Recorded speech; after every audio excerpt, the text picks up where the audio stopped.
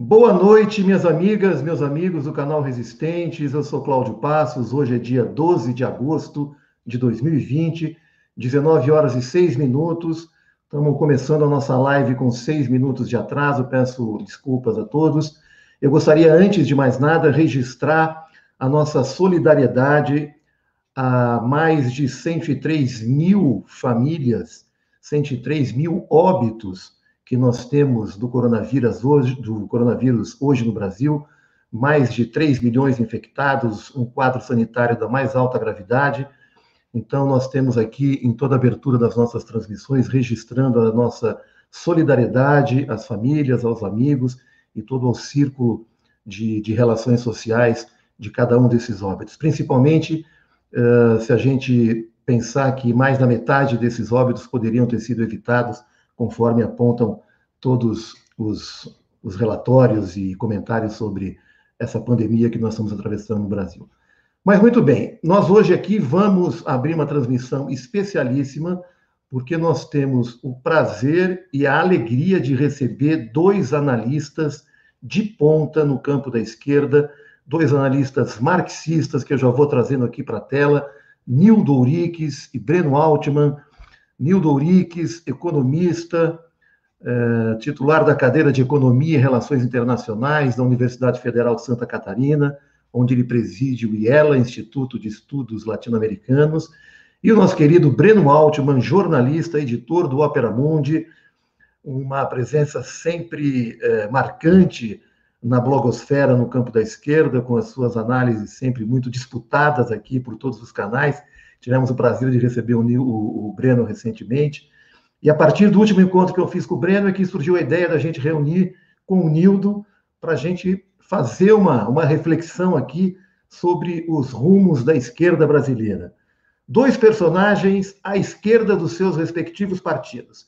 Nildo Ouriques, à esquerda do PSOL, e o querido Breno Altman, à esquerda do PT. Então eu estou muito bem acompanhado, muito feliz em poder recebê-los. Acho que é uma marca histórica aqui para o canal Resistente poder iniciar essa conversa.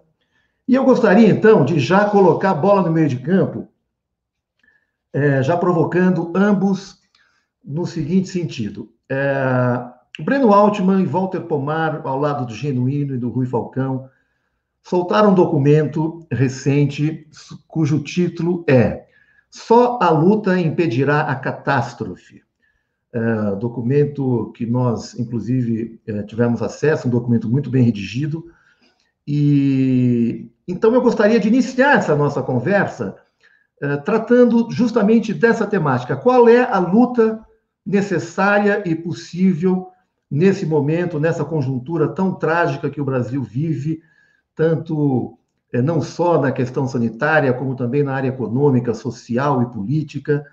Vamos aí, há previsões para nós terminarmos o ano na faixa de 200 mil óbitos, desemprego superando a marca de 20 milhões de brasileiros, subempregados na casa de 40, 50 milhões, ou seja, um quadro altamente explosivo, e o campo da esquerda precisando se posicionar e se apresentar para a luta. Então, Breno, eu gostaria de começar com você, para que você nos colocasse qual é a luta necessária para que a gente reconstrua o Brasil e encontre caminhos de superação desse nó que todos nós nos encontramos. Boa noite, Breno Altman, seja muito bem-vindo aqui ao canal Resistência. Opa, o seu microfone. Abriu. Boa noite, Cláudio. Boa noite, Nildo. Para mim é um prazer, uma honra estar aqui novamente no canal Resistentes, em particular um privilégio poder conversar com a presença desse nosso combativo Nildo Ouriques. Eu acho que nós temos que, ao discutir os grandes temas da esquerda brasileira, nós temos que partir de um fato importante, que é a derrota estratégica sofrida pela esquerda brasileira no processo em curso depois de 2016. Houve um golpe de Estado em 2016 que derrubou a presidenta Dilma Rousseff, colocando fim a um período de 13 anos de governos liderados pelo Partido dos Trabalhadores. Essa derrota ela ocorreu com um padrão relativamente baixo de resistência, e essa incapacidade de resistir ao golpe é um debate fundamental para a esquerda, e em particular o Partido dos Trabalhadores, buscarem descobrir o que deu errado. Por que governos que tinham tanta popularidade quanto os governos de Lula e Dilma, governos que tinham melhorado sensivelmente a vida do povo trabalhador, dos pobres da cidade e do campo, governos que tinham enorme prestígio internacional, com uma atuação destacada na construção de blocos contra-hegemônicos que se contrapunham aos estados imperialistas, por que estes governos não permitiram criar as condições de força para resistir à contra-revolução burguesa preventiva que teve lugar no Brasil a partir de 2014, 2015, que finalmente foi vitoriosa com o golpe de 2016 e consolidada com a vitória de Jair Bolsonaro em 2018. É um debate fundamental, e eu creio que esse debate nos levará a compreender como é a dinâmica do capitalismo brasileiro e a dinâmica da luta de classes em nosso país. Nós somos um país periférico, no qual o capitalismo depende da superexploração do trabalho, do monopólio da terra, da dependência aos centros imperialistas, do racismo, da desigualdade de renda e riqueza para gerar o mais amplo exército industrial de reserva possível. E um capitalismo que se desenvolve desta maneira gera uma burguesia cujos interesses e classes são antagônicos a quaisquer reformas que alterem esses pilares estruturais. Por isso que na história do nosso país, como aconteceu até mesmo com governos nacionalistas burgueses, Getúlio Vargas e Jango, quaisquer governos, mesmo aqueles que façam reformas relativamente moderadas, mas que afetam esses pilares da superexploração, esses governos serão, mais cedo ou mais tarde, enfrentados pela burguesia através da contra-revolução, do golpe de Estado, da ruptura da ordem constitucional. E, portanto, a esquerda somente poderá governar o país e, a partir do governo, gerar acumulação de forças para resolver as grandes tarefas da luta pelo socialismo, em particular a transição do poder das classes dominantes para as classes trabalhadoras, somente poderá resolver essas tarefas se criar as condições para enfrentar a contra-revolução burguesa. Mobilização do povo, organização do povo, educação do povo, disputar a hegemonia das instituições no poder judiciário, nas forças armadas, nos aparatos repressivos, criar relações internacionais que permitam dar ancoradouro a esse processo de mudanças. Essas são as lições fundamentais a aprender da derrota, cuja consequência é a esquerda brasileira, em particular seu maior partido, que é o meu partido, o Partido dos Trabalhadores, deve operar um giro estratégico, um giro decorrente da própria situação atual na qual ascendeu ao comando de Estado uma corrente neofascista. Esse giro é na busca de reconstruir a esquerda como vanguarda da organização de uma força social e política que, desde fora das instituições, consiga construir uma alternativa de governo e poder, participando da luta institucional e eleitoral, combinando a luta institucional e eleitoral com a luta social e cultural, mas na lógica de construção de um bloco histórico liderado pela classe trabalhadora, que seja capaz de empoderar o povo como protagonista da sua própria história. Uma esquerda que tenha enorme capacidade de mobilização social, de identidade programática e que possa chegar ao governo como um passo na direção da construção de uma alternativa de poder, de fazer com que o Estado saia das mãos das velhas oligarquias da burguesia brasileira e passe para as mãos da classe trabalhadora. Não é possível chegar a este objetivo deixando que o centro de gravidade da esquerda brasileira seja a vida institucional ou acreditando que é possível resolver essas grandes tarefas democráticas, a reforma agrária, o fim da superexploração do trabalho, a construção da soberania nacional, a ruptura com a dependência externa, a desigualdade de renda e riqueza, que seja possível construir esse caminho sem reformas estruturais ou com ilusões sobre o comportamento da burguesia interna no Brasil. Essas reformas democráticas serão obra das classes trabalhadoras e seus aliados fundamentais, os trabalhadores do campo, os pequenos camponeses, a classe média assalariada, a juventude, as mulheres, enfim, aqueles integrantes do bloco social, de um bloco social histórico com interesse concreto em romper com o modelo neoliberal, em romper com o Estado oligárquico burguês e construir uma alternativa socialista no nosso país. Muito bem, Breno Altman, acho que já fez uma excelente abertura, já dá o tom da nossa conversa. Eu vou trazer agora o professor Nildo Ouriques aqui para a roda. Nildo, boa noite, seja muito bem-vindo mais uma vez aqui no canal. Eu passo a bola para você com a mesma provocação. Quais são as lutas necessárias para a superação dessa conjuntura nefasta que o país se encontra? Boa noite, Nildo. Boa noite, Cláudio. Um prazer estar com você aqui no canal Resistentes novamente e também dividir essa reflexão, essa crítica com o Breno, né? É a primeira vez que a gente tem uma conversa dessa natureza, muito importante. Quer dizer, a diversidade nos une.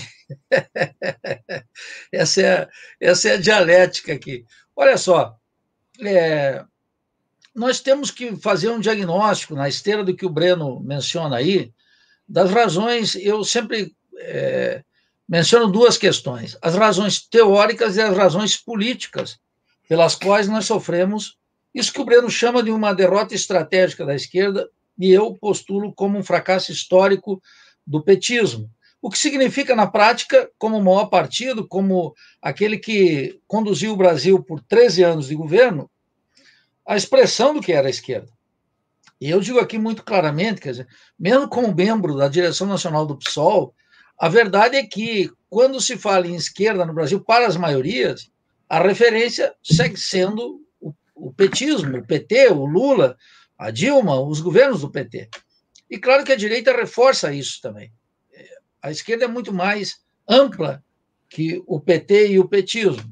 De qualquer forma, eu acho que eu localizo em dois aspectos as nossas tarefas. A primeira, eu digo fazer aquilo que está ao alcance das nossas mãos. A primeira é uma recuperação do espaço da teoria e da importância da teoria na reflexão política. Há um menosprezo pela teoria no interior da esquerda, e eu sou fundador do PT aqui no estado de Santa Catarina e estive no PT até janeiro de 2005, quando no Fórum Social Mundial lá de Porto Alegre, saí junto com um conjunto de camaradas, economistas basicamente, o Pascotto, Paulo Passarinho, Plininho, nós saímos todos juntos do partido.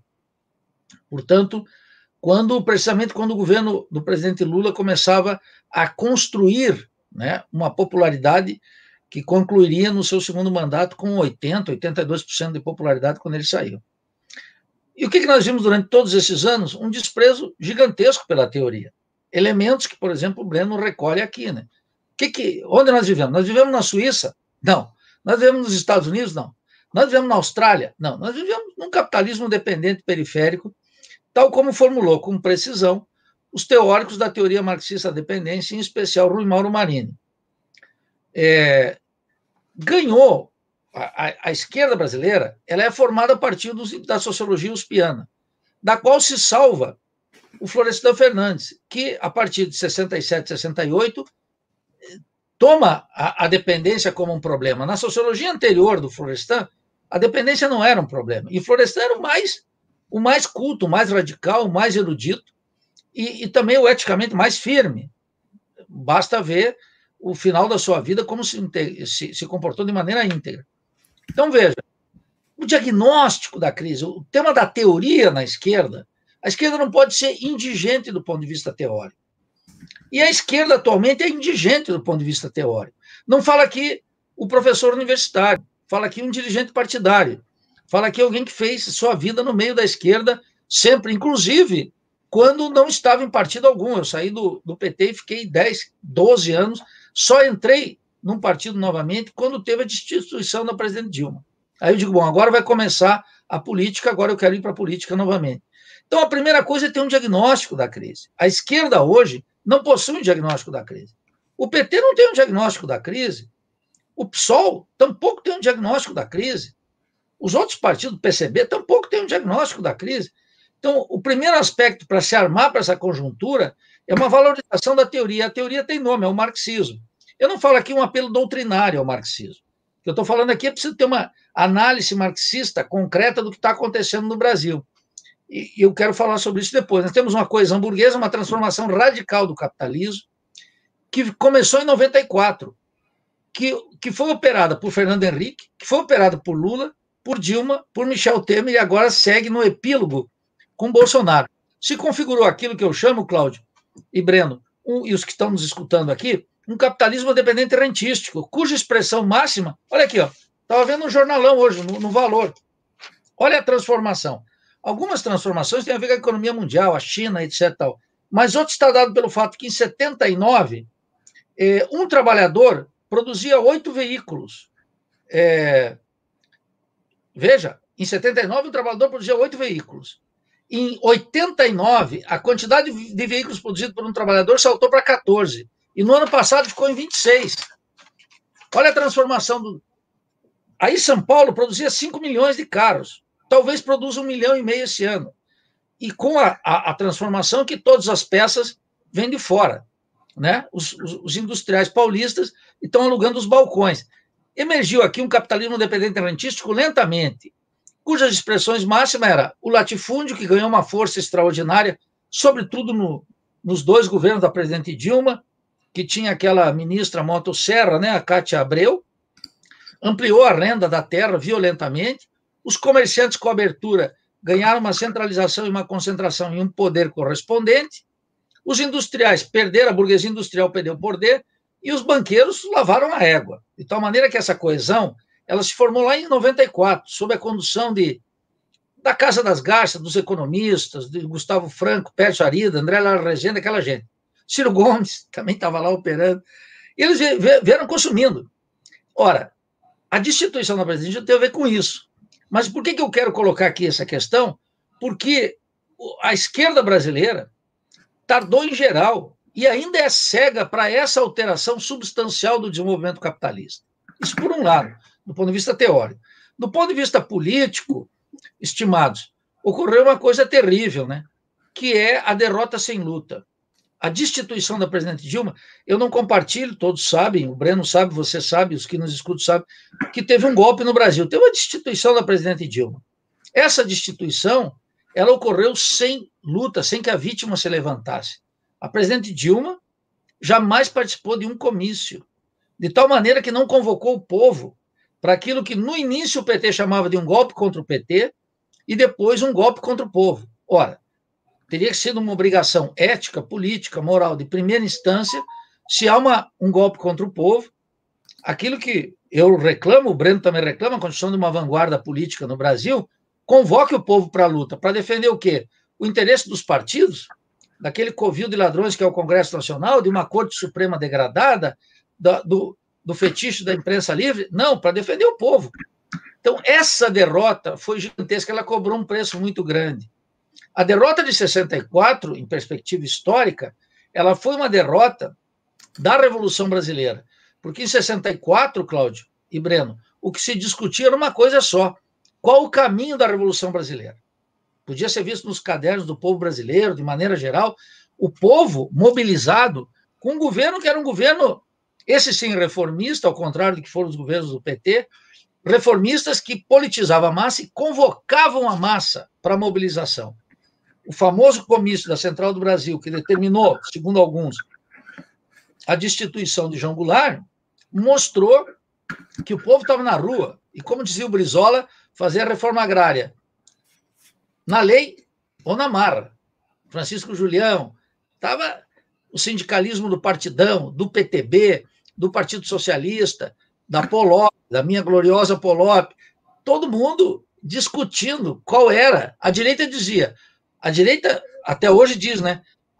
O exército teve que dar um golpe porque a esquerda iria dar um golpe. Mas esse é um relato do oportunismo e da safadeza, do revisionismo histórico de direita.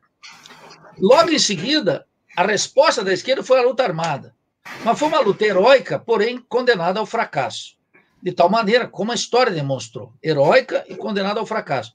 Então, nós tivemos uma falta de um diagnóstico teórico do que é o desenvolvimento capitalista, rompendo com uma grande tradição da esquerda latino-americana e brasileira, que era o apreço para a teoria.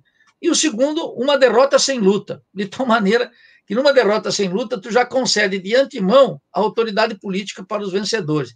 E veja que não era nenhum proto-fascista como o Bolsonaro.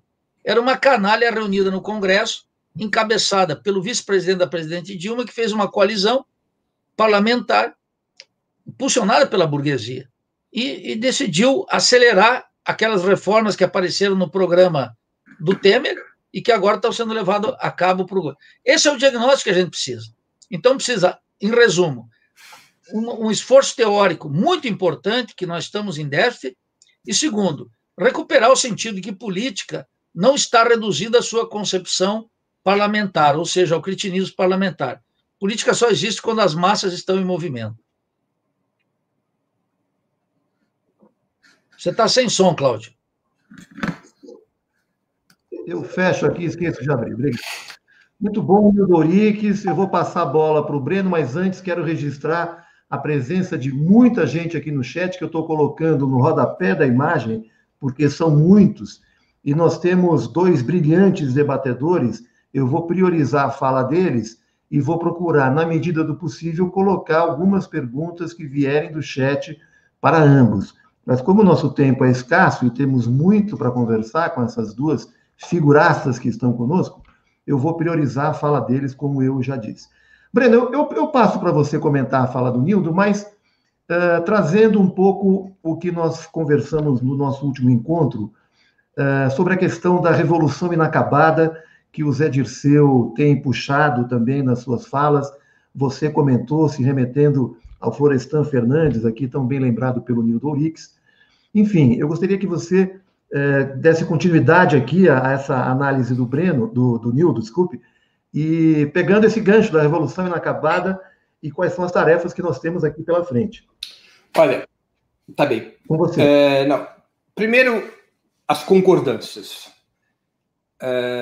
Eu creio que o Nildo tem toda a razão quando ele fala não apenas do déficit teórico da esquerda brasileira, mas seu pouco apetite pelo estudo teórico, seu pouco apetite pela construção de uma leitura sobre o desenvolvimento do capitalismo brasileiro e dos outros problemas que envolvem a ordem capitalista mundial e a história do nosso país. Não é um problema novo. Até por conta das condições educacionais e culturais do Brasil, a esquerda brasileira nunca esteve entre as mais vocacionadas para o debate teórico. Sempre foi, embora tivéssemos algumas figuras de envergadura no debate teórico, incluindo e principalmente no campo do marxismo, o fato é que a esquerda brasileira sempre se desenvolveu com uma baixa intensidade teórica. E o surgimento do PT, ele, curiosamente, embora ele tenha atingido amplas massas do povo, como antes jamais nenhum partido de esquerda no Brasil tinha conseguido, as características do PT tampouco ajudaram este debate teórico, esse empenho em busca de uma teoria sobre a Revolução Brasileira. Porque o PT é um partido que se forma por um caminho muito diferente da tradição marxista e, em especial, da tradição leninista. O PT não surge a partir de um núcleo teórico-ideológico elaborado por uma vanguarda da classe trabalhadora, a partir da qual se vai conquistando parcelas cada vez maiores da classe e do povo, até se transformar num partido poderoso. Não é este o percurso do PT, ao contrário da história dos primeiros partidos socialistas e sociais-democratas do século XIX, ou principalmente dos partidos comunistas do século XX. O PT é aquilo que a gente pode chamar de partido-movimento. O PT, ele é a confluência de distintos movimentos sociais, de distintas correntes, num espaço comum, numa casa comum. E a dinâmica do PT é dada pela representação, não pela teoria. É dada pela abertura de espaços para que distintas correntes político-ideológicas e para que distintos movimentos sociais possam se agrupar numa única ferramenta partidária. Um partido com essas características de partido-movimento, ou de partido-frente, como alguns preferem, o debate teórico não apenas ele é de baixa intensidade, como ele pode ser prejudicial à unidade política mínima entre experiências tão distintas. Quanto maior fosse o debate teórico dentro do PT, maior o risco de divisões, de tensões internas. Então, o PT foi uma força, pelas suas características, naquilo que ele tem de positivo, inclusive, a maneira como veio a se constituir como um partido de massas, o PT também acabou sendo, no seu processo, uma força centrífuga em relação ao esforço teórico. De alguma maneira, o PSOL reproduz isso, embora ele não tenha as mesmas características do PT, de um partido que surge de amplas mobilizações de massa, como foram aquelas dos anos 70 e 80 que deram origem ao PT, embora o PSOL tenha característica mais de um partido parlamentar, ele reproduz a equação do PT. Qual é a equação do PT? Um partido frente, de distintas correntes, um partido que, para garantir a unidade política operativa, não pode avançar muito no debate teórico, não pode ter muita definição teórica, porque as definições teóricas dividem mais do que as definições políticas.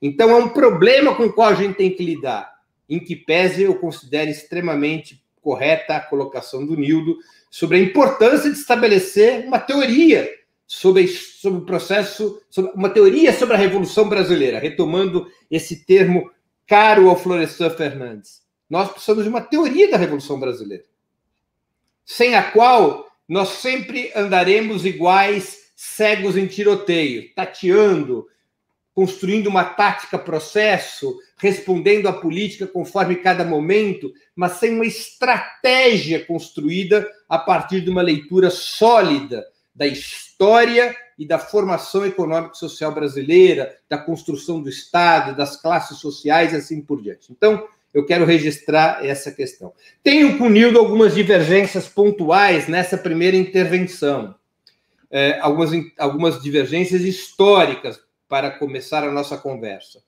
Primeiro, eu acho que a comparação entre o governo João Goulart e o governo Lula e Dilma não é uma boa comparação para o João Goulart. Porque não é verdade que o governo João Goulart fosse um governo reformista. O governo João Goulart é um governo que estava aprovando fazer reformas. Ele caiu antes de implementar qualquer reforma.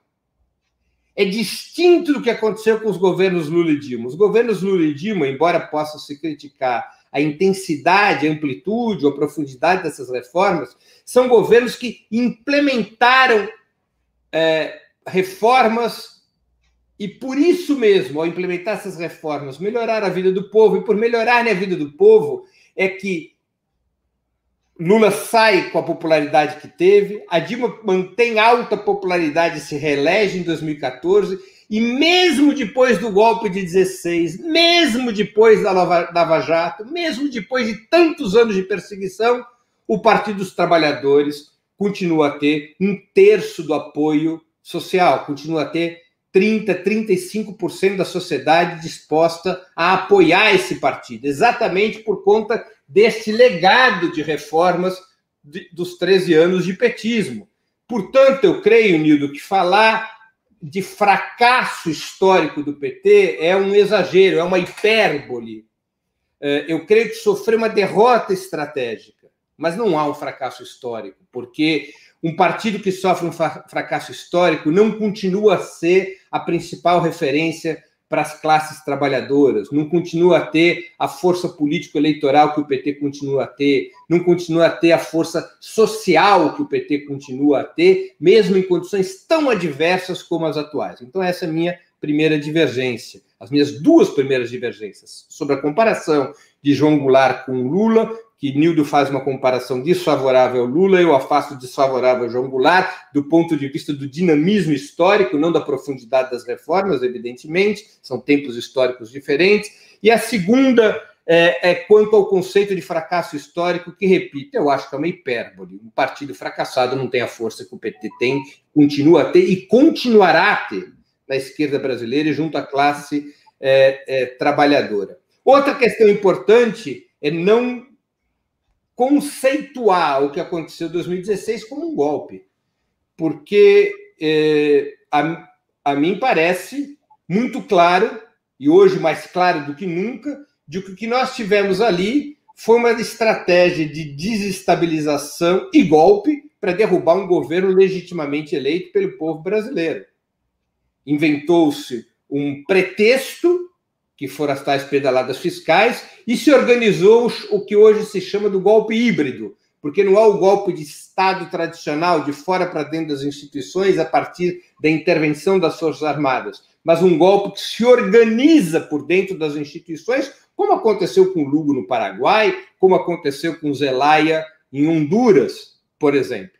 São golpes híbridos por dentro das instituições que ganham o formato de golpe parlamentar, mas não deixa de ser um golpe de Estado por conta da sua formatação parlamentar. Eu não compreendo bem a distinção que Nildo fez entre o que é um golpe e o que seja, se eu não me engano, a expressão que o Nildo usou foi a substituição do governo. Eu não entendi bem qual. A destituição. Foi mais do que uma destituição. Ele foi uma interrupção da Constituição brasileira, um desrespeito à soberania eleitoral, um golpe parlamentar que começou a alterar a forma do Estado e que está na base do surgimento do bolsonarismo como uma corrente que quer a substituição do regime político. Ele é distinto do golpe de 64, mas o golpe de 64, naquele seu formato, não é a única possibilidade histórica de golpe de Estado. Então, essa é uma outra divergência que eu gostaria de qualificar. Por fim, para terminar essas minhas divergências pontuais, eu não creio que foi um golpe sem luta. Foi um golpe com uma resistência de baixa intensidade. Houve chamado à mobilização, intensos chamados à mobilização da Frente Brasil Popular, da Frente Povo Sem Medo. Foram inúmeras as manifestações. O problema está em que você não mobiliza o povo de uma hora para outra diante de uma ameaça de golpe de Estado. Isso é um processo que tem que vir de antes. É um processo de acumulação de forças que tem que ser progressivo, como mostra o exemplo da Venezuela. Se o Chávez tivesse deixado para mobilizar o povo e derrotar o golpe de Estado de 2002 apenas em 2002, é provável que não tivesse o resultado que teve.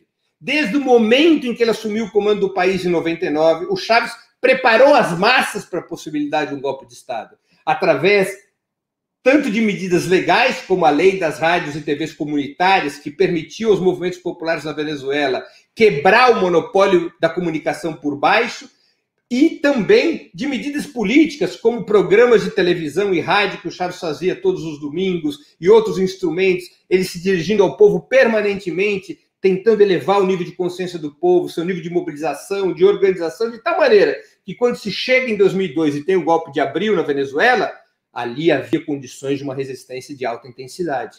Aqui no Brasil não houve essa preparação, foi o grande erro dos governos petistas não se preparar para a contra-revolução, porque a história, muitas vezes, ela não avança pela revolução, ela avança pela resposta que a classe trabalhadora é capaz de dar à contra-revolução, que é aquele velho comentário do Marx, que o Nildo certamente conhece melhor do que eu, quando ele comparava a Revolução na Alemanha de 1848 com a da França, ele dizia, na Alemanha não foi profunda como a da França, porque na Alemanha não houve contra-revolução. Ou seja, as massas não responderam à contra-revolução. É nesse momento da contra-revolução que as massas são capazes de derrotá-la e elas podem avançar, como foi no processo venezuelano em 2002. Aqui houve uma resistência de baixa intensidade com muitos chamados à luta, inclusive por parte da Presidente da República, que participou dessas manifestações em alguns momentos, como no 1º de maio de 2016. Agora, foi uma resistência de baixa intensidade, porque não houve preparação política, ideológica, organizativa para aquela situação golpista e contra-revolucionária que se viveu. Por fim, respondendo à questão que o nosso Cláudio colocou, o tema da Revolução Inacabada ele é muito importante, porque nós, como o Nildo disse com toda a propriedade, nós não somos a Suíça, nós não somos os Estados Unidos, nós somos um país da periferia do sistema capitalista. que, portanto, sofre de contradições próprias de um país da periferia do sistema capitalista, que são exatamente esses pilares fundantes da acumulação de capital no Brasil. A superexploração do trabalho, a dependência externa, o monopólio da terra, o racismo, a desigualdade de renda e riqueza, que constituem um conjunto de tarefas democráticas que, em outros períodos da história, as revoluções burguesas clássicas resolveram ou equacionaram. Aqui me refiro à Revolução Francesa, à Guerra Civil nos Estados Unidos e assim por diante. Aqui no Brasil, essas tarefas democráticas, que é o que o nosso Florestan apontava, não serão resolvidas pela burguesia brasileira. Essas tarefas democráticas, que são tarefas democrático-burguesas, se nós quisermos ser classicistas em relação à teoria, elas serão resolvidas apenas com uma revolução dos trabalhadores, apenas numa revolução popular sob liderança da classe trabalhadora, ainda que o programa dessa revolução sejam essas reformas democráticas. A isso o Florestan se referia como a Revolução Inacabada, se referindo a 30, como uma revolução burguesa que não era capaz de realizar as tarefas democrático-burguesas de clássicas revoluções de outras épocas, que aquelas tarefas inacabadas, inconclusas, somente poderiam ser realizadas por uma revolução liderada pela classe trabalhadora. E acho que essa tese do Florestan, que do ponto de vista econômico encontra bastante lastro na teoria marxista da dependência, essa teoria política do Florestan, que ele nos lega e que na origem do PT tem muita importância, ela tem que ser recuperada. O pensamento do Florestan continua a ter muita vitalidade em relação a isso, em como nós vamos combinar a defesa dessas reformas democráticas com o processo revolucionário no nosso país.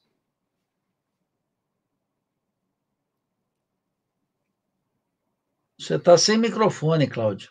Acho que é a tua falta de experiência nesse. Eu tô hipnotizado aqui com a aula que eu estou recebendo de vocês. Fecho o microfone para não interferir e depois não abro. Mas eu tenho o Nildo aqui sempre para me auxiliar nessa lembrança. Obrigado, companheiro Nildo. Mas olha, eu estou adorando a conversa, o nosso público também, muita gente participando do chat. Eu não consigo colocar no ar toda a presença verbalmente, mas estou colocando no pé da imagem. E, como eu disse anteriormente, eu quero priorizar o nosso tempo ouvindo essas duas vozes brilhantes da esquerda marxista brasileira presentes aqui hoje no canal Resistência.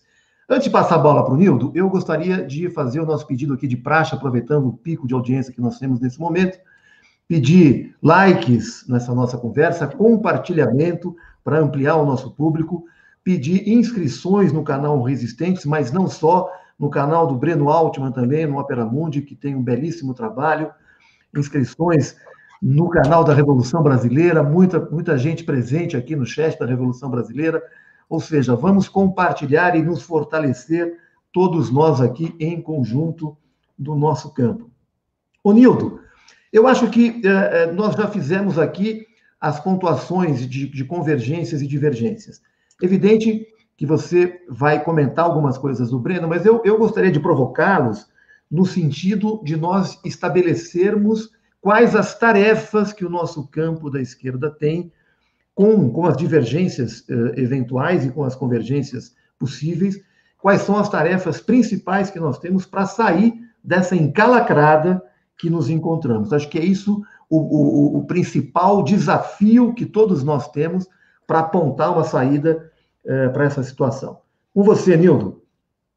Bueno, eu vou atender o teu pedido, que é o mais importante, queria fazer duas pontuações sobre o que o Breno menciona. É uma virtude do marxismo o revisionismo. Eu sei que no marxismo, sempre quando se fala em revisionismo, se pensa na clássica polêmica entre Lenin e Kautsky.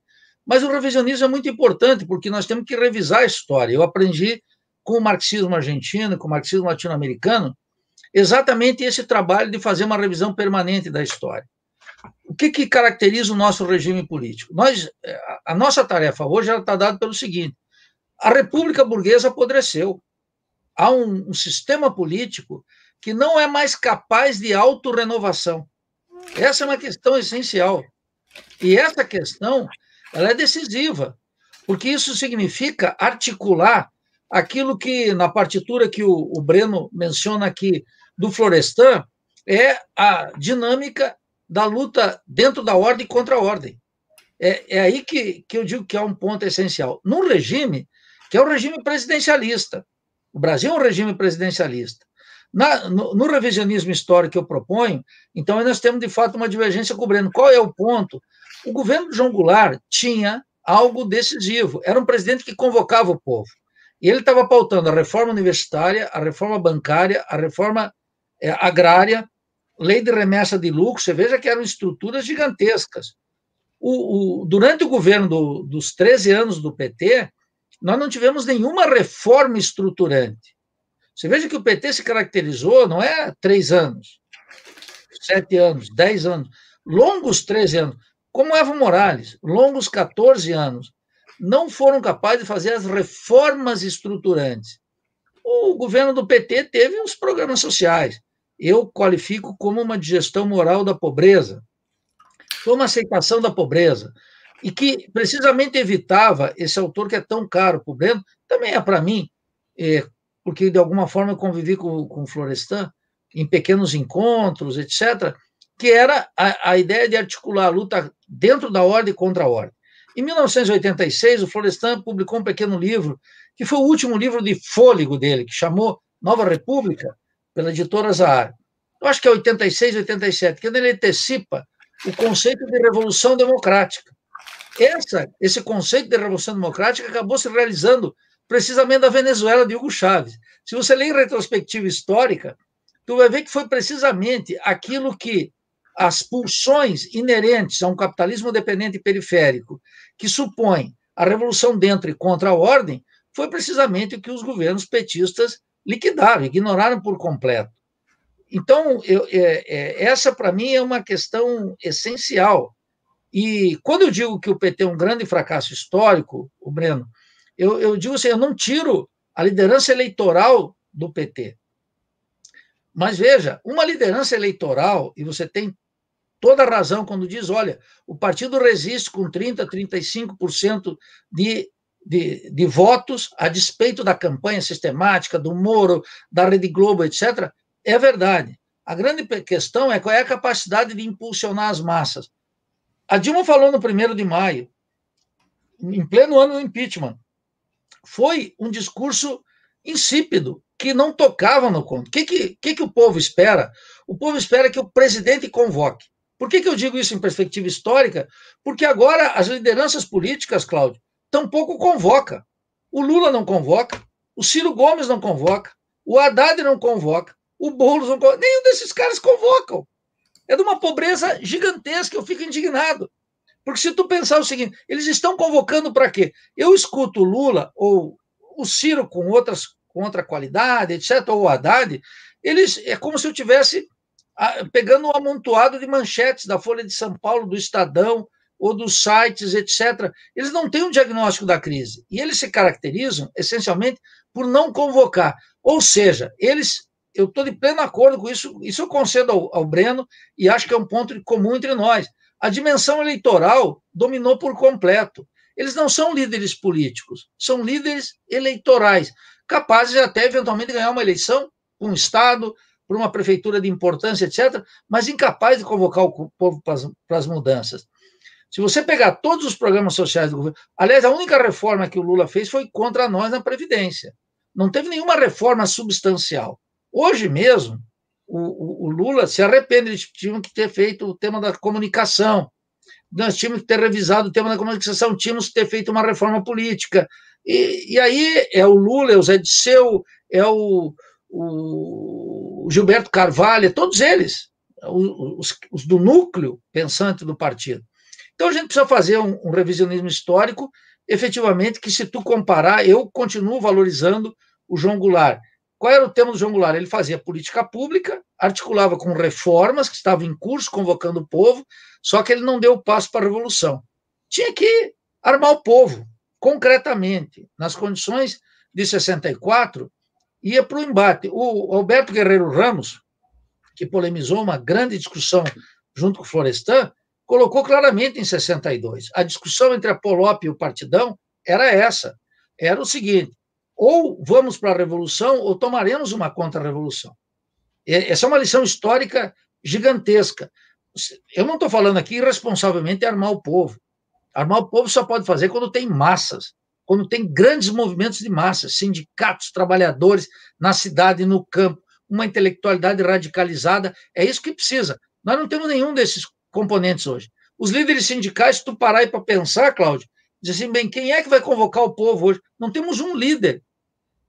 Depois prosperou essas teorias da USP, de movimentos sociais, que foi uma miséria gigantesca. Eu não estou aqui desprestigiando os movimentos sociais. Estou dizendo assim, movimentos sociais não fazem revolução. Revoluções são feitas pelas grandes massas, com vanguardas políticas e líderes que arriscam seu pescoço. É um cenário que nós não temos hoje, lamentavelmente. Então, acho que essa é uma questão muito importante. E acho que nós estamos cativos e só olho para trás para poder olhar para frente. Veja, o que fazer hoje? Como mobilizar hoje? Eu acabo de participar de uma reunião do Diretório Nacional do partido. As resoluções do PSOL, elas são votadas a cada 2 meses e elas caducam na reunião seguinte. Elas não conseguem nem chegar com uma certa vitalidade 2 meses depois. Eu não falo isso para desprestigiar meu partido. Eu falo isso para fazer uma constatação mínima do desprezo da teoria, que tomou conta de toda a esquerda. Eu li o documento do Breno sobre a catástrofe, que tem até uma inspiração leninista, né? A catástrofe que nos ameaça, como combatê-la. E o que eu concluo ali? Ele está dizendo o seguinte, olha, tem uma catástrofe do próprio PT. Se eu entendi a leitura, olha, ou o PT sai desse enigma, ou ele sucumbe de novo. Esse é um problema grave. Isso vale também, Cláudio, para o PSOL, vale para o Partidão, não vale para os meus amigos trotskistas do PSTU, que tem uma concepção, toca a vida, etc., numa outra toada. Eu acho que esse é o ponto. Então, nós precisamos recuperar, nós precisamos de eu diria aqui para concluir, Cláudio, eu diria o seguinte, nós precisamos agora de um horizonte estratégico. Esse horizonte estratégico só pode ser a Revolução Brasileira. Ou nós agendamos a Revolução Brasileira, ou não tem sentido.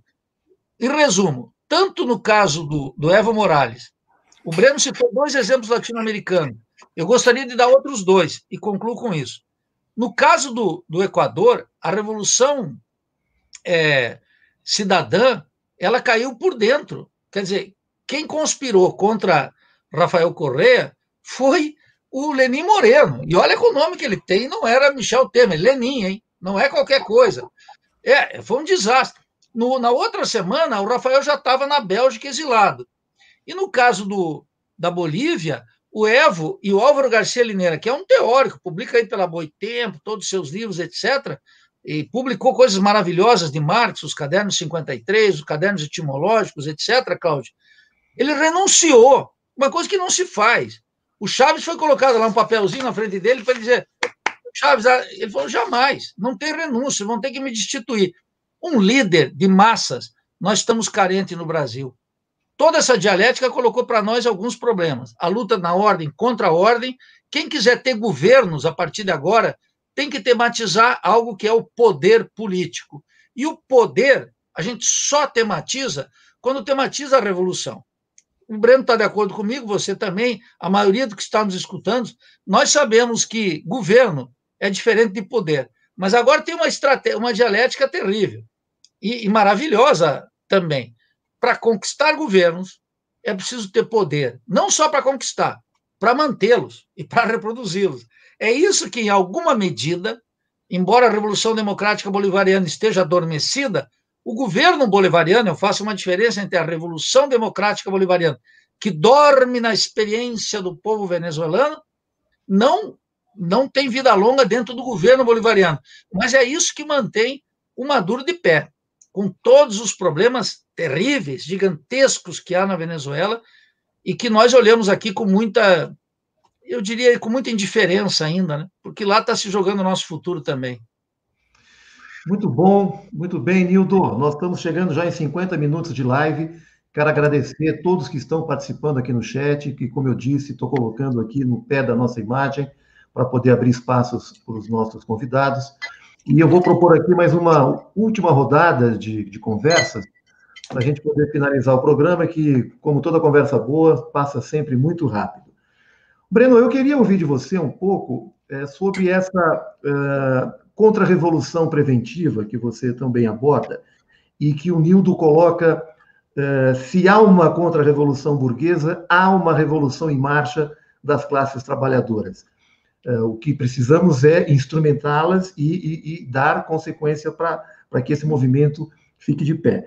Você tem apresentado nos seus programas 20 minutos, que eu acompanho sempre que posso, algumas teses para a esquerda, no sentido de se construir um programa que possa ser uma alternativa para um governo neoliberal e que seja uma transição para um momento de socialismo no Brasil.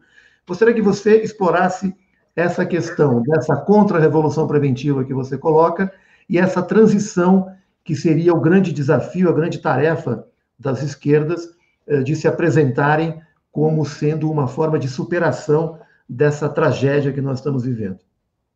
Por favor. Não, eu vou começar, dessa vez, com uma divergência com o Nildo. Depois, acho que nós vamos caminhar para algumas confluências. E vou voltar à divergência sobre a questão do governo João Goulart. Eu acho que o Nildo é excessivamente ríspido com Lula e amável demais com João Goulart. O João Goulart, eu vou repetir o que eu disse, acrescentando um outro argumento. O João Goulart nunca realizou reforma alguma. Ele caiu antes de poder realizar qualquer reforma. Ele anunciou reformas no momento em que seu governo vivia um processo de crise. Porque o João Goulart, quando ele assume efetivamente a presidência, isso ocorre só depois do plebiscito, é o plebiscito de janeiro de 63, que consolida o presidencialismo, o João Goulart, durante meses, não fez muito diferente do que a Dilma com o Joaquim Levy. O plano trienal do Celso Furtado dura alguns meses no início do governo de João Goulart, tinha como elemento central para a política econômica de curto prazo um tremendo arroxo fiscal, além de pagar bilhões de dólares a valores de hoje de indenização à AT&T, que o Brizola tinha nacionalizado no Rio Grande do Sul por $1. Há, inclusive, uma reação fortíssima da esquerda brasileira, do Partido Comunista e da Polop, do nosso Nildo, contra o plano trienal, porque ele era, ao linguajar de hoje, austericida. Essa política restritiva do João Goulart foi mais ou menos até outubro de 63. Em outubro de 63, o João Goulart dá um giro na sua política econômica e é quando ele se move em direção às reformas. Mas nós estamos falando de outubro, novembro, dezembro, janeiro, fevereiro e março. 6 meses de construção de uma expectativa de reforma. E na prova da história, o João Goulart, tampouco e muito menos ainda do que Dilma e Lula, não preparou o povo para resistir ao golpe. Não houve nenhuma resistência ao golpe de Estado. Não houve nem as manifestações que a Frente Brasil Popular e a Frente Povo Sem Medo organizaram ao longo de todo o ano de 2016. O João Goulart, quando as espadas bateram, os tanques rolaram, ele não tinha nenhuma estratégia de enfrentamento à contra-revolução. Ao contrário, ele se recusou a atender o famoso telefonema do brigadeiro Francisco Teixeira, que comandava a primeira zona aérea do Rio de Janeiro, e que era um homem muito próximo a Prestes, ao Comitê Central do PCB. Francisco Teixeira liga para o Luiz Carlos Prestes e diz: eu quero autorização para bombardear a coluna do Mourão Filho, que saía de Minas Gerais em direção ao Rio de Janeiro. Prestes responde: eu não vou te dar essa autorização, porque se eu te der essa autorização, abre-se a guerra civil entre nós e a burguesia brasileira. Nós precisamos que essa autorização seja de João Goulart. Você deve pedir ao João Goulart autorização para bombardear as tropas de Mourão Filho. O João Goulart nunca atendeu ao Francisco Teixeira. E o Brizola é o portador dessa história. Eu ouvi essa história do brigadeiro Teixeira e ouvi essa história de Leonel Brizola. O João Goulart nunca atendeu o Francisco Teixeira. E o João Goulart sai do país sem qualquer resistência. Ele renunciou igual o Evo Morales. Ele não renunciou assinando a renúncia. Ele renunciou ao sair do país. E não aceitar nenhum papel de comando da resistência. Isso é pior do que fez a Dilma, Nildo. É pior do que fez a Dilma. Então, na comparação histórica, eu gostaria de colocar esses elementos. Segundo ponto. Quando a gente fala em retomar o fio da história, portanto, o tema da Revolução, e nisso eu tenho total concordância com o Nildo. Do ponto de vista teórico, a questão central, o déficit central teórico da esquerda brasileira, não é a questão do socialismo, é a questão da Revolução. Eu tenho total acordo com isso. Agora, não basta a gente retomar o conceito de revolução. Nós temos que retomá-lo para construir uma estratégia. E nós temos que transformar a estratégia numa política, porque se nós não tivermos política, nós não conseguimos ter acúmulo de forças para o processo revolucionário. E neste momento de enfrentamento do bolsonarismo é que a gente constrói estratégia revolucionária. E a construção dessa estratégia passa hoje, à luz dos dias de hoje, a meu juízo, pela construção de uma frente de esquerda, de uma frente popular, que unifica os partidos, os sindicatos, os movimentos populares, ao redor de um programa que é um programa de ruptura com o modelo neoliberal e é um programa de reformas estruturais. Essas reformas estruturais que o Nildo reclama não ter havido nos governos petistas.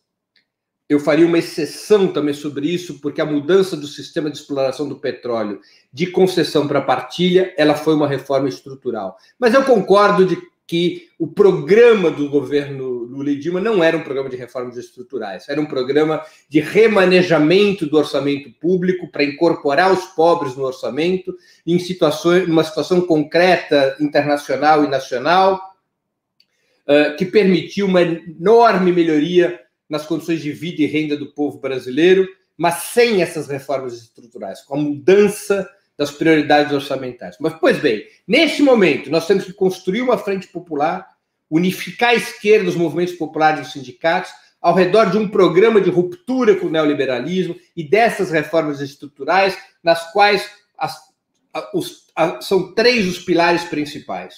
Uma reforma financeira, que passe pela estatização dos grandes bancos privados. Uma reforma tributária, que passe por um gravame, por um aumento fortíssimo da arrecadação junto às camadas mais ricas e junto ao capital. Impostos sobre lucros e dividendos, impostos sobre empréstimos com capital próprio, impostos sobre grandes fortunas, impostos sobre aquisição de jatinhos, iates e assim por diante. E a convocação de uma Assembleia Constituinte que reorganize o Estado, que faça, no sentido amplo, uma profunda reforma política que inclua a reforma do sistema eleitoral, a democratização dos meios de comunicação e a reforma do Poder Judiciário.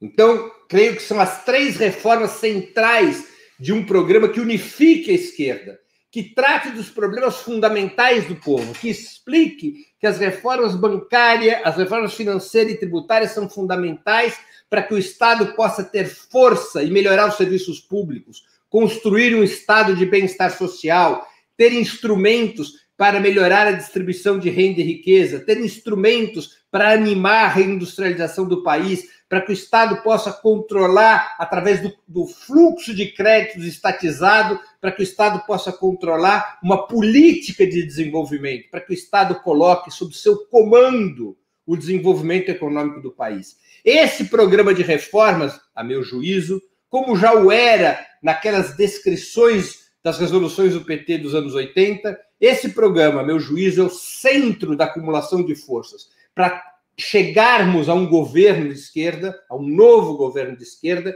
que seja o ponto de viragem, o ponto essencial de viragem para uma estratégia de poder. Um governo que aprenda de uma vez por todas essa lição, de que nas condições do capitalismo brasileiro e das classes dominantes brasileiras, reformas representam mais cedo ou mais tarde e aí eu vou entrar no último tema da minha intervenção, mais cedo ou mais tarde representam o enfrentamento à contra-revolução.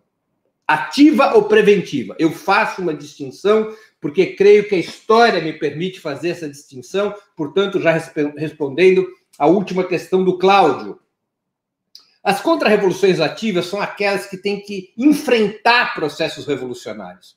Foi uma contra-revolução ativa o que acontece no Chile de Salvador Allende, por exemplo, porque ali estava em jogo o poder de Estado. Foi uma contra-revolução ativa o que aconteceu em 2002 na Venezuela. Mas nem sempre as contra-revoluções são uma resposta ao processo revolucionário.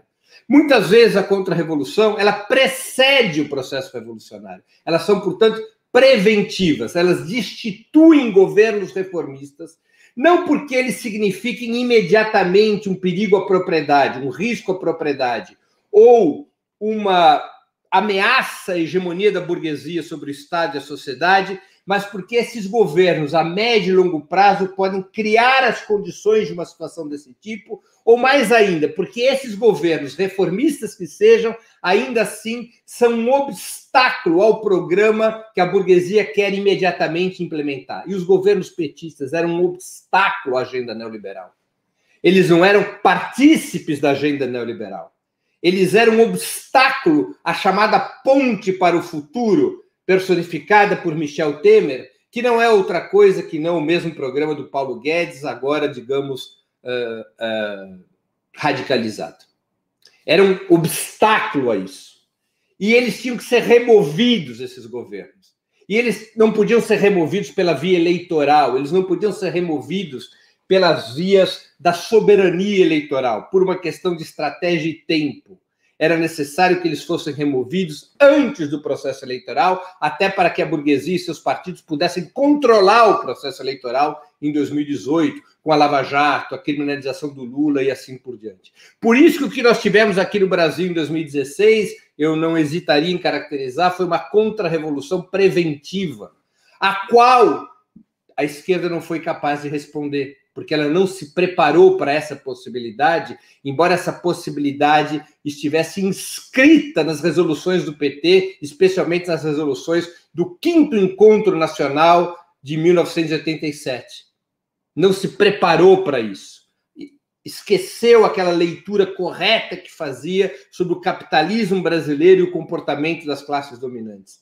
Não adotou as medidas, não teve uma estratégia de poder em condições de enfrentar a contra-revolução. E por isso que a contra-revolução preventiva foi vitoriosa com relativa facilidade. Embora o Lula tivesse grande popularidade, embora o PT tivesse enorme enraizamento por todo o país, embora nós continuássemos a ter sindicatos poderosos, movimentos sociais pujantes, não havia estratégia de poder. Não havia preparação para a contra-revolução, e por isso é que houve a derrota que houve, ao contrário do que aconteceu na Venezuela.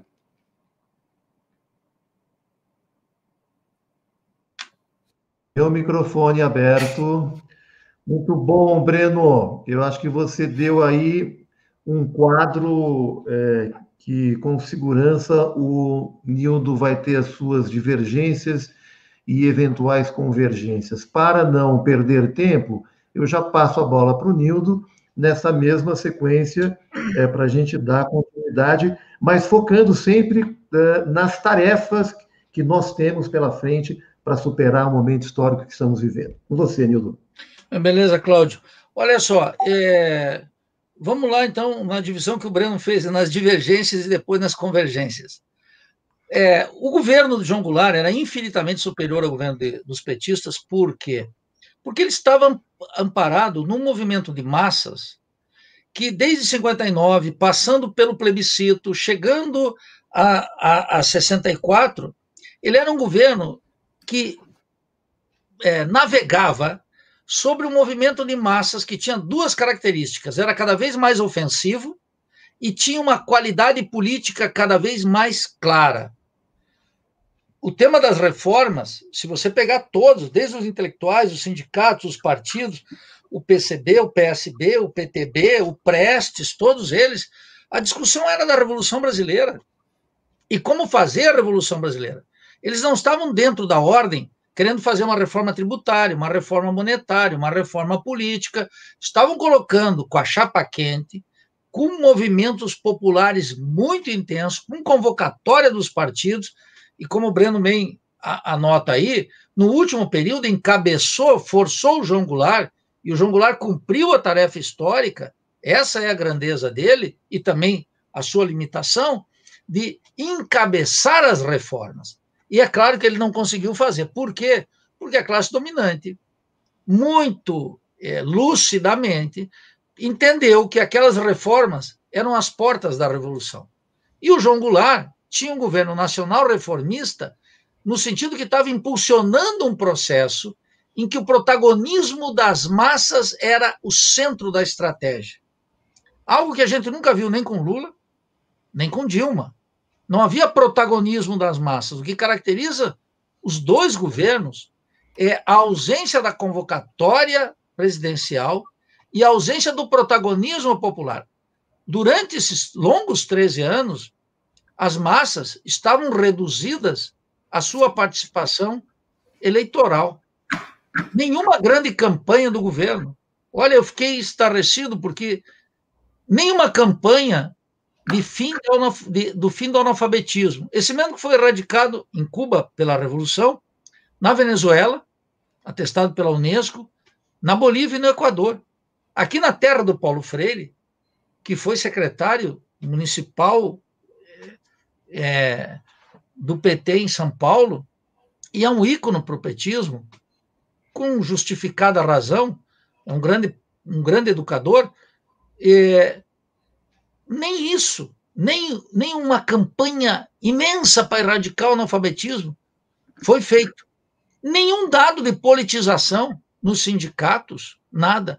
E ainda mais importante, aí tem outra divergência com o Breno, na hora do desespero, nenhuma cadeia nacional de televisão, que a presidente Dilma podia chamar de rádio e televisão, denunciando a estratégia da direita e chamando a atenção que a ponte para o futuro já estava circulando. Nem vou discutir aqui o fato de que eu tenho uma divergência com o Breno aqui, que eu acho que é importante a gente esclarecer, porque ela tem a ver com o diagnóstico, o diagnóstico da crise e o que nós vamos fazer no futuro, que é o seguinte: o postulado de que os governos do PT eram um obstáculo para o desenvolvimento da classe dominante, do capitalismo, não explica o fato de que, durante 13, quase 14 anos, grandes setores do latifúndio, do comércio e da indústria apoiaram os governos petistas e ajudaram a reeleição do Lula e ajudaram a reeleição mais difícil ainda da Dilma. Não foi o proletariado ativo, nem o campesinato, foram as classes populares no voto, mas uma tremenda coalizão em que a burguesia jogava fundamental, em que o setor bancário estava garantido, em que o latifundiário estava garantido, que os grandes comerciantes estavam garantidos e que a política externa não seguiria o que Washington chamava nenhuma aventura bolivariana. Esse é o diagnóstico. Por isso que eu digo que é a superioridade de 64. Agora, nós temos que pensar para frente. Qual é o programa político? No essencial, a minha divergência com o Breno aí, e é uma divergência minha com o Breno, mas é uma divergência generalizada que precisa ser elucidada do ponto de vista teórico e qualificada do ponto de vista político. Não é mais possível dotar o Estado de instrumentos necessários para restabelecer a capacidade de um Estado fazer política que incorpore ampliação do mercado interno, alguma política agrícola, política monetária, política fiscal, etc. O Estado brasileiro sofre de uma alteração que é produto dessa brutal alteração das classes sociais impulsionada pelo Plano Real desde 1994. Veja, desde 94, quero fazer aqui a defesa do Brizola. O Brizola ficou 10 anos sem falar com o Jango. O Janguinho, como ele dizia. Por quê? Porque o Brizola dizia, não, tem que armar, me dá o Ministério da Guerra que eu resolvo essa parada aqui. Eu vou lá lamber as tropas do Mourão, como disse o Darcy Ribeiro. E vamos lamber as tropas do Mourão, que esses caras não descem de Minas para cá. Não fizeram, não tinha dispositivo militar nenhum, e o Jango atiçou o povo, mas não deu consequência. Por isso que ele era um governo que eu caracterizo como nacional reformista. Essa trajetória não é só uma distância que o Breno toma. A sociologia de São Paulo, desde a Revolução de 32, a intelectualidade paulista e etc., jamais vai conceder para o nacional reformismo aqui e para o trabalhismo em geral, que é uma tradição já completamente esgotada. O epílogo é essa tragédia de Ciro Gomes e Mangabeira Unger, redefinindo o trabalhismo de Alberto Pasqualini, de João Goulart, Getúlio, Brizola, etc. Isso é uma tragédia. Isso é um fracasso rotundo. Bem, agora nós estamos de uma questão, Cláudio, que eu digo sempre o seguinte: nós estamos numa era da revolução. Qual era a era da Revolução Brasileira? Ela apareceu para nós na figura trágica de uma contra-revolução encabeçada por um proto-fascista que aplicou um ultraliberalismo e está a caminho de uma redefinição de um regime político, cujo espelho, eu sempre indico, é o regime político colombiano. Eleições regulares, Corte Suprema funcionando, mídia aberto e perseguição, assassinato e terrorismo de Estado embaixo. É esse o regime que se procura aqui. No regime de acumulação, tal como nós temos aqui, esse capitalismo dependente rentístico, não vai ter como, no espaço de um ano e meio, segurar a revolta popular. O Estado vai assumir um caráter de classe muito acentuado. E essas reformas que o Breno sugere, que uma frente que se eu caracterizei bem, e me interessa percebê-la bem, uma frente de esquerda, uma frente popular, antiliberal, que pudesse estancar esse processo em curso. Essa proposta não tem apoio nas classes sociais hoje. A burguesia industrial, ela pode ser muito bem observada numa figura trágica como Paulo Scaff, a burguesia comercial toda favorável à abertura, a burguesia agrária completamente entregada numa divisão internacional do trabalho, cuja função fundamental é fomentar uma economia exportadora, e os banqueiros coordenando a orquestra no assalto ao Estado da dívida pública. Não é possível romper os dois mecanismos essenciais dentro da ordem, nem a superexploração da força de trabalho, categoria inaugurada pelo Rui Mauro Marini, e nem a transferência de valor. Portanto, eu estou de acordo com a estatização do sistema bancário, desde que ele venha junto com o fechamento da conta de capitais, que implica no fim das transferências que fazem as festas das multinacionais da burguesia brasileira, debilitada, sem projeto industrializante, etc., e que vive de colocar 500, 600, 700 bilhões de dólares lá fora. E fomentar a economia exportadora.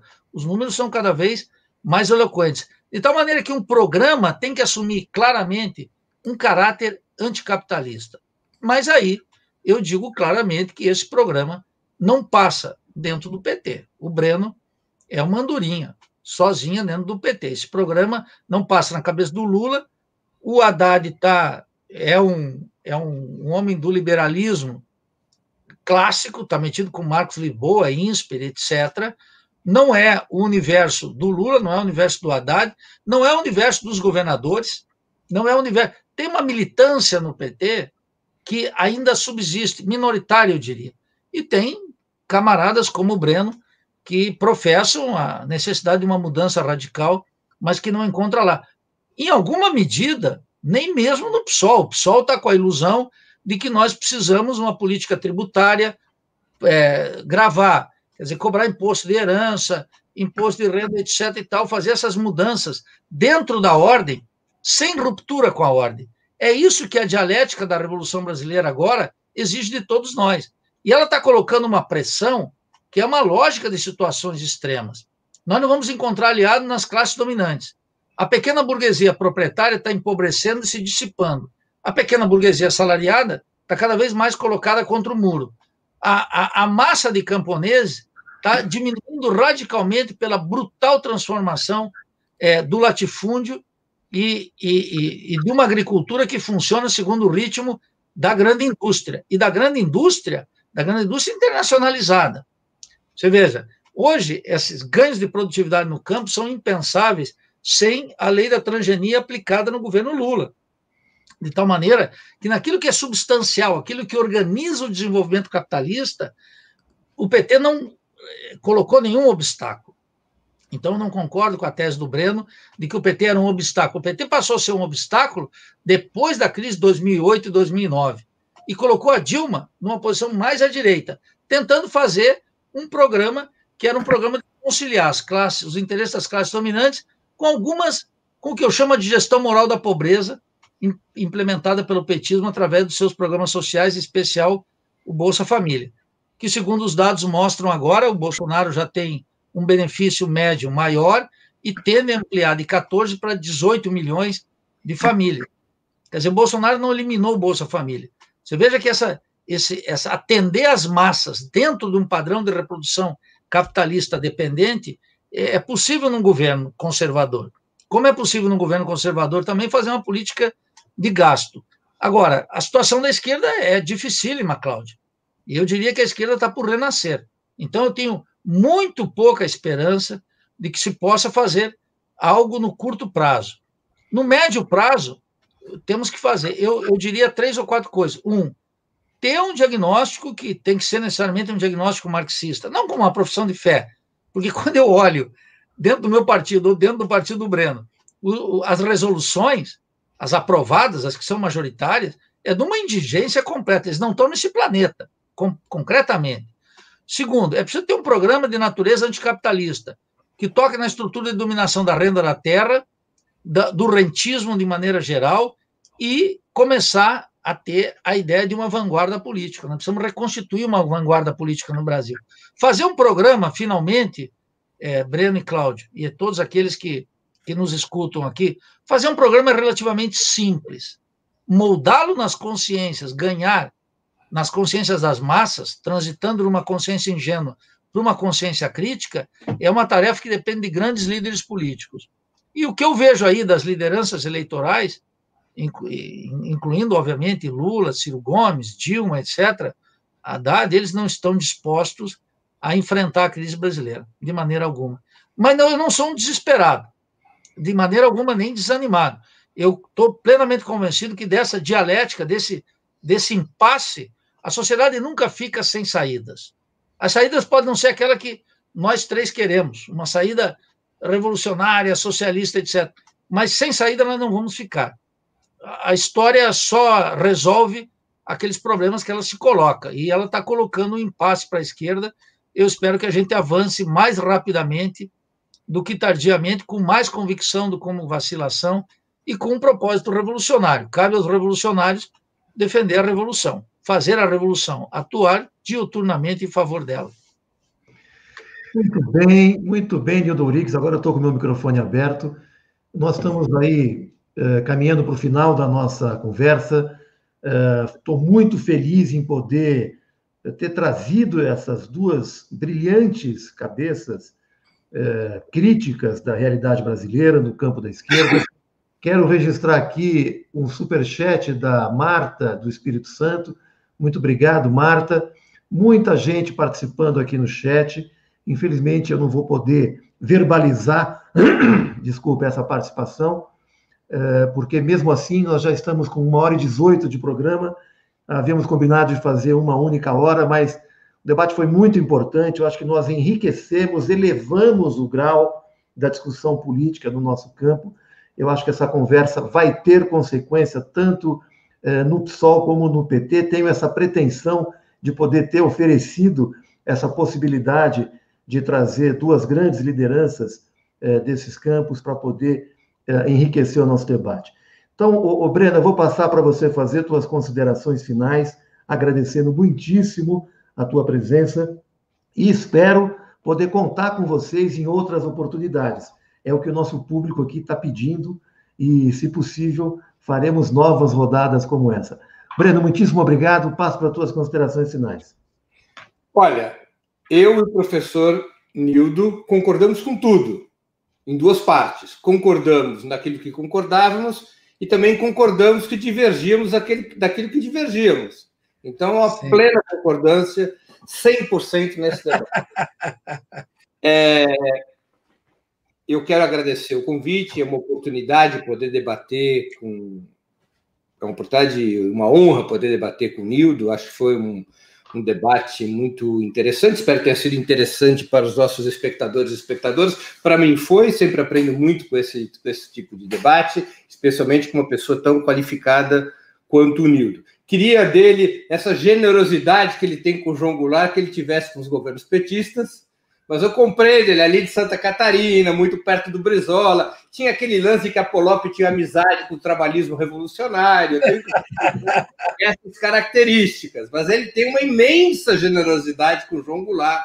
Se ele tivesse metade dela com os governos petistas, acho que poderíamos ter uma compreensão mais confluente sobre a experiência dos governos do Partido dos Trabalhadores. Mas, de toda maneira, falando seriamente aqui, claro, nós estamos diante de uma situação realmente difícil, que nós temos que enfrentar dilemas. Nós sofremos uma derrota estratégica, importante, um certo ciclo histórico se encerrou. Isso nos obriga a interpretar as razões da derrota naquele ciclo histórico e construir uma estratégia, uma teoria, uma estratégia, uma política para o futuro. Esse é o grande desafio da esquerda brasileira. E essa não é uma tarefa laboratorial, é uma tarefa que tem que ser cumprida para e passo com a luta contra o neofascismo, contra o que representa o bolsonarismo, contra este processo pelo qual a burguesia brasileira, para implementar seu programa, para implementar sua agenda, vai recorrendo mais e mais ao autoritarismo, à policialização do Estado, a um regime político cada vez mais excludente e opressivo contra as grandes massas trabalhadoras, contra a juventude, contra quem ousar se levantar ou se rebelar contra esta ordem. Então, nós temos que simultaneamente dirigir o carro em alta velocidade e trocar os pneus que estão furados, sem chance de parar o carro. O que é uma combinação entre teoria e prática bastante desafiadora. E uma coisa não se resolve sem a outra, porque efetivamente nós precisamos de uma leitura do processo histórico brasileiro, uma leitura da formação econômica e social brasileira, recuperar a teoria da Revolução Brasileira, mas compreendendo-a como um rumo que nos ajuda a construir política para as realidades concretas, que nos permita intervir na luta de classes tal e qual ela ocorre. E por isso eu me sinto muito à vontade como um defensor da Frente Popular, da Frente de Esquerda. Não tenho nenhuma ilusão de que nós possamos atrair setores da burguesia a essa frente. Ela é uma frente que corresponde ao campo popular, à classe trabalhadora do campo e da cidade, às camadas médias assalariadas, aos setores importantes da juventude, das mulheres, da luta antirracista, um bloco popular que precisa ser forjado com base na defesa dessas tarefas democráticas radicais às quais eu me referi, sobre a reforma agrária, sobre o sistema financeiro, sobre a construção do estado do bem-estar social, sobre a soberania nacional, que são as tarefas que dizem respeito aos problemas concretos do nosso povo, que é a partir da onde a gente consegue arregimentar força, credibilidade, mobilização. As massas não irão às ruas com faixas do tipo abaixo o empiriocriticismo, viva o materialismo histórico e dialético. As massas sempre irão às ruas por paz, pão, terra e liberdade, pelos seus interesses concretos. E nós precisamos localizá-los e introjetá-los na nossa estratégia. Por isso, esse programa das tarefas democráticas e estruturais e a frente de esquerda como um caminho para dar origem ao nosso país a um novo governo popular capaz de realizar essas reformas estruturais e de ser um governo que retoma o fio da história no rumo da Revolução Popular, no rumo de uma revolução liderada pelas classes trabalhadoras. Muito boa noite a todos e a todas que nos assistiram. Um grande abraço ao Cláudio, um grande abraço ao Nildo, e tomara que a gente tenha outras oportunidades de concordar. Concordando ou concordar divergindo, mas concordar. Muito bom, Breno. Foi um debate de altíssimo nível. Deixa eu registrar aqui mais um superchat do Miguel Stoneberg. Muito obrigado, Miguel. Eu estou aqui embevecido de poder acompanhar essas reflexões que foram riquíssimas, muita participação no chat. Eu vou atender a ideia do Breno da gente poder promover outros encontros como esse. que serão sempre muito bem-vindos aqui no canal e muito desejados aqui para o nosso público. Breno, muitíssimo obrigado mais uma vez. Vou passar para o nosso camarada Nildo Ouriques fazer suas considerações finais e, evidentemente, fazer os comentários que julgar pertinente na fala do Breno. Mas eu aqui, do meu canto, vejo que as concordâncias que ambos apontaram já enche a nossa militância no campo da esquerda de muita esperança e energia para continuar na luta. Eu acho que o caminho está dado aqui. As divergências apontadas me pareceram que são laterais. O que importa mesmo é o cerne da luta, vocês concordam. Essa é a minha avaliação a priori aqui. Quero rever várias vezes essa live para aprender de novo tudo que foi dito aqui. Nildo, com você, muito obrigado mais uma vez pela tua participação.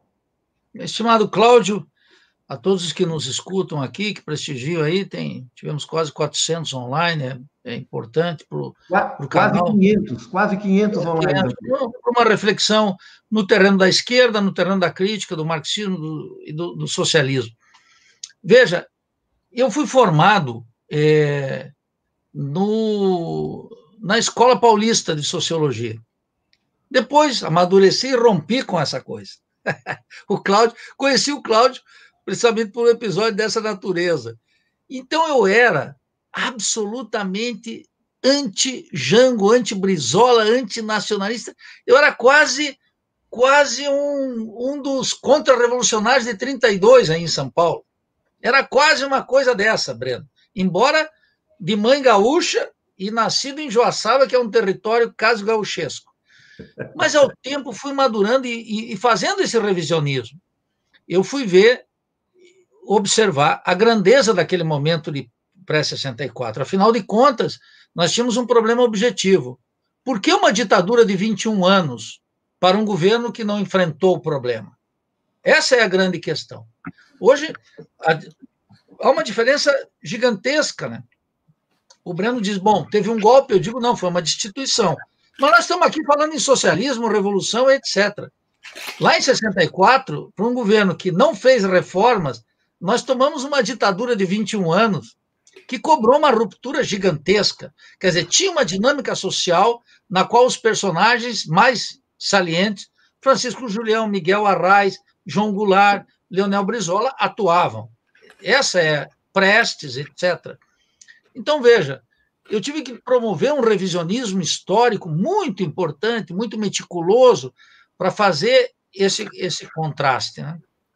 Eu acho que esse foi o esforço que me fez vincular. Eu, que tinha sido formado dentro do Partido dos Trabalhadores, recuperar essa trajetória da Revolução Brasileira. E aqui, sem nenhum ânimo de protagonismo, etc., que a história come tudo isso e faz um saldo lá na frente, nós reintroduzimos, com a nossa pré-candidatura dentro do PSOL, a presidente da República, nós retematizamos, a nível do partido, o tema da Revolução Brasileira. Era uma bandeira esquecida, ninguém tocava nesse assunto. Talvez em um semináriozinho, na USP, outro aqui em Santa Catarina, uma lá em Pernambuco, semináriozinhos universitários, que o pessoal gosta. Isso aí até se falava como uma espécie de lembrança dos velhos e bons tempos. Nós reatualizamos o tema da Revolução Brasileira, a nível dos partidos, e continuamos trabalhando nessa direção. Não há uma propriedade, não é uma patente. Isso está em disputa na sociedade brasileira, e que bom que se reabriu essa discussão. E nós temos efetivamente, algumas tarefas essenciais agora, né? Eu diria que a principal delas é não perder a lucidez. Não é fácil, mas não perder a lucidez. Segundo, não nos rendermos à ideia de que haverá uma saída fácil. Eu acho que, por exemplo, por mais que se estabeleça a ideia de frentes agora, ela é uma ideia muito pouco viável. As eleições agora, já para prefeito, configuram um quadro muito difícil, de dispersão completa, todo mundo querendo acumular força eleitoral, mas ninguém seriamente tentando acumular força política diante do nosso povo. E nós precisamos de lideranças que finalmente, Cláudio, Breno e todos que nos escutem, convoquem o povo para a luta. Eu acho que essa é a grande questão. A grande ruptura que nós temos na tradição política brasileira é que os líderes atuais são líderes eleitorais e não convocam o nosso povo para a luta. Vou dar um exemplo eloquente. Quando o Temer tentou fazer a reforma da Previdência, as centrais sindicais, os movimentos populares, os partidos de esquerda, fomos para Brasília, colocamos 200 mil e paramos lá. E não teve mais reforma. Lembra aquele gigantesco combate? Muito bem, foi o último grande combate de massas contra a classe dominante. De lá para cá, eu vejo, agora mesmo, o Paulo Guedes colocando um conjunto de reformas e eu me deparo com o silêncio ou a posição construtiva de Ciro Gomes, com o absoluto silêncio do Lula, com o silêncio do Haddad, com o silêncio das chamadas lideranças mais importantes do país. E nós precisamos de gente que convoque. Aqueles que têm alguma audiência eleitoral precisam transitar dessa audiência eleitoral para uma audiência política e colocar um novo horizonte na luta política. A direita e a classe dominante já decidiu.